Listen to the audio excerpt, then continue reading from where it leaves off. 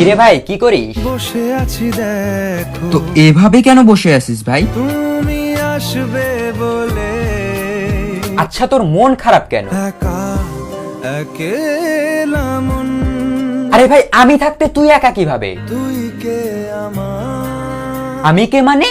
আমাকে তুই ভুলে গেলি? না রে না, ভাই তুই কি তোর লাইফে ভালোভাবে বাঁচতে চাস না? বেঁচে থেকে লাভ কি বল, বেঁচে থেকে লাভ কি মানে?